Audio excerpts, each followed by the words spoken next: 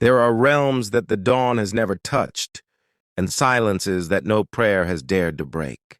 But in the hush between her eyelids and the first trembling breath of light, the universe found its first confession. The stars, once proud with fire and ancient oaths, bowed their burning heads, their crowns of flame slipping into the dust. For her gaze held a law older than creation, a tenderness more commanding than any throne. She did not speak. She never had to. Her silence moved like wind through the silk of galaxies, and all who heard it forgot the arrogance of eternity. Even time, that proud emperor of moments, paused at her feet and unfastened his jeweled robes. For what are centuries beside the softness of her glance?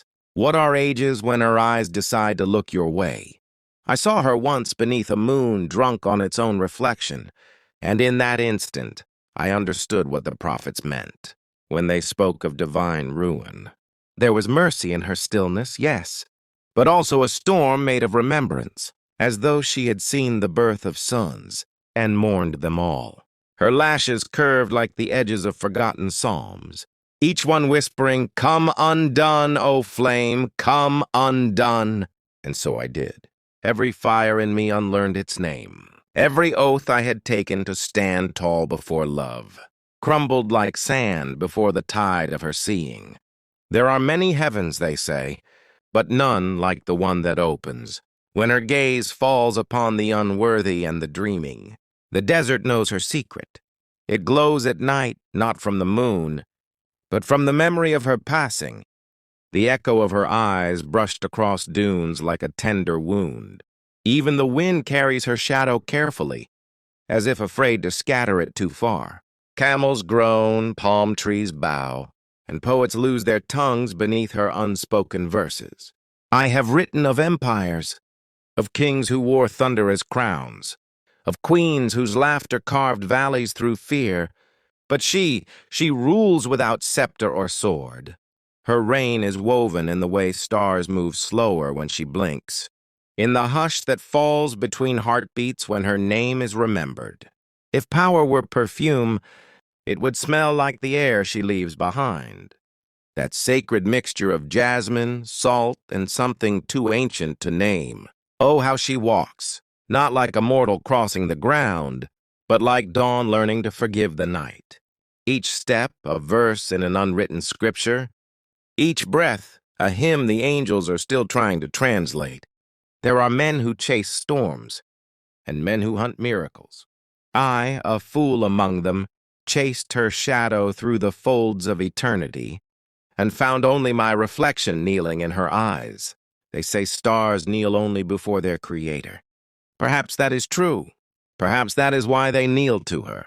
For in her pupils burns the memory of the first light, the one that whispered, "Let there be," and made the universe weep from wonder. How strange that such infinite fire could dwell inside a mortal form. How cruel that it should wear beauty like a veil. When she laughs, constellations lose their formation. The Orion trembles, the Pleiades forget their order, and comets abandon their centuries-old paths to circle her once more. It is as if the cosmos itself longs to orbit her again, to remember the rhythm of adoration. For she is not a woman, not merely. She is a memory of what love looked like, before language gave it a name. There are nights when the moon envies her reflection in water, when even the oceans try to mirror her soul and fail. I have seen the tide rise not for the pull of the moon, but for the ache of her absence. A whole sea moved by the thought of her silence. And when dawn comes, even the sun hesitates, peering through the curtains of her sleep, as though afraid to wake the one who dreams creation anew. I have asked the winds of Rub al-Khali about her, and they whispered through dunes and bones alike. She is the prayer that time forgot to end. Her name was once carved on the neck of lightning, then buried in the pulse of sandstorms, for no mortal tongue could bear its full echo. And yet somehow the whisper of her gaze remains. A perfume, a promise, a ruin dressed in grace. Sometimes I wonder, does she know what she carries in those eyes?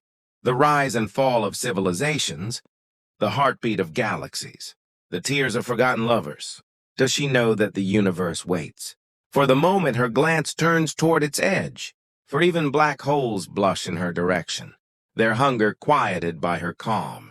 I once tried to write her, with ink stolen from midnight and quills of lightning, but the page burned before the sentence could form. The letters became birds, and the birds sparks, and the sparks prayers. Every word was a wound that refused to close. For how can a mortal alphabet hold the taste of infinity? She is the silence after the last heartbeat of thunder, the stillness that teaches waves how to rest. When she closes her eyes, the world forgets how to move. When she opens them, it remembers how to dream. Her pupils, dark wells where forgotten wishes drown. Her irises, the trembling border between heaven and surrender. And oh, her tears, rare as starlight on stone. But when they fall, the ground blooms in reverence. I have seen them once, clear, trembling constellations tracing paths down her cheeks. The earth drank them like wine, and prophets were born from the dust. Tell me then, what king would not lay his crown before her sigh? What god would not silence his thunder to hear her breath? Even fate, that proud spinner of destinies, paused at her cradle and wept, for she knew that one day this gaze would undo everything she had written. There are verses that refuse to end, and she is one of them. A sentence left open by the divine hand, a pause filled with beauty too dangerous to complete.